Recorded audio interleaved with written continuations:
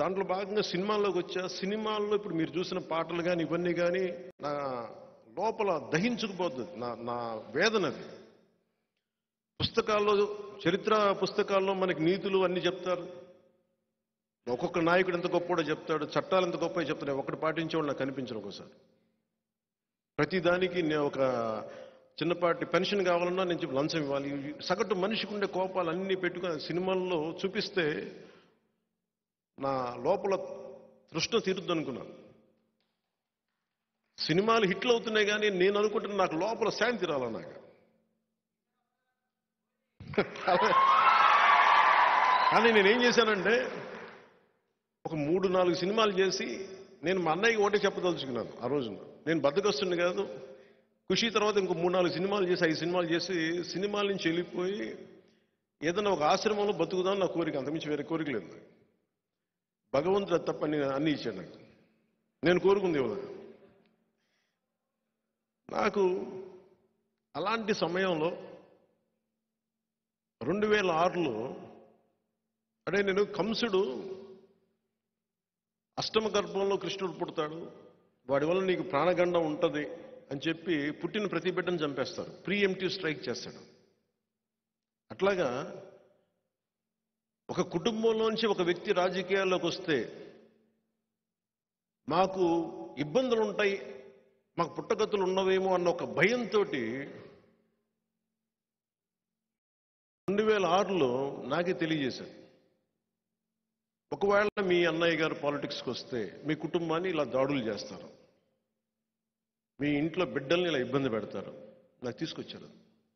నేను అన్నాను, ఆయన పాలిటిక్స్ రాలేదు కదా, వచ్చిన రోజున చూసుకోండి అన్న, నిన్ను కూడా ఇబ్బంది పెడతారంటే నా బతుకు బజార్ అయింది, పర్లేదు, మీరు ఏదైనా చేసుకుని చేసుకోండి. ఎందుకంటే సినిమాల్లోకి మన గాజువాక సభలో కూడా చెప్పాను, ఎప్పుడైతే జగదాంబ బస్ స్టాండ్లో మా డ్యాన్స్ చేయించారు ఆ రోజు నేను చచ్చిపోయాను. ఆ రోజు నాలో ఉన్న ఆ సిగ్గు మొత్తం చచ్చిపోయింది ఆ రోజు. ఇప్పుడు అందుకే నన్ను ఎవరు తిడతారో నాకేముండదు. ఆ రోజు చచ్చిపోయింది. వీళ్ళు తిడితే నాకెంత. సో నాకు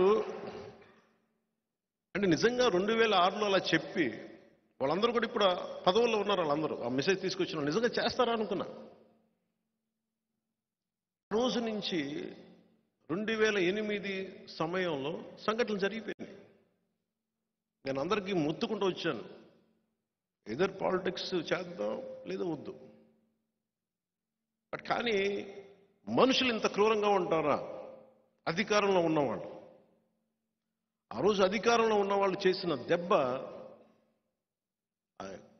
గాయపరిచేస్తుంది. అంటే దేనికని చూస్తే ఒక సమూహాన్ని ప్రభావితం చేసే ఒక వ్యక్తి రాజకీయాల్లోకి వస్తే మాకు పుట్టగతులు ఉండవని అనే భావనతో పుట్టక ముందే చంపే పరిస్థితిని తీసుకొచ్చారు. ఇంట్లో అందరూ మంచోళ్ళు, సగటు మనుషులు. కొట్టిన దెబ్బ నేను తట్టుకోలేకపోయాను. నేను చూసే వాళ్ళకి నేను చాలా ఆవేశపరుల్లా కనిపిస్తాను. అనాలోచితంగా చేశానేమో అనిపిస్తామో అలా కొన్ని సమయాల్లో. ఏమీ కోరుకోలేను, నాకేముండదు కోరిక. అలాంటి సమయంలో నేను నాకున్న ఇష్టమైన రివాల్వర్ని, నా ప్రాణ రక్షణ కోసం కొనుక్కున్న ఒక రివాల్వర్ని కామన్మెన్ ప్రొటెక్షన్ ఫోర్స్ అని పెట్టి ఇచ్చేశాను. దేనికి ఇచ్చానంటే ఈ రోజు నుంచి నాకు ప్రాణ రక్షణ అవసరం లేదు, బతికిన ప్రతిరోజు బతికినట్టు అంతే.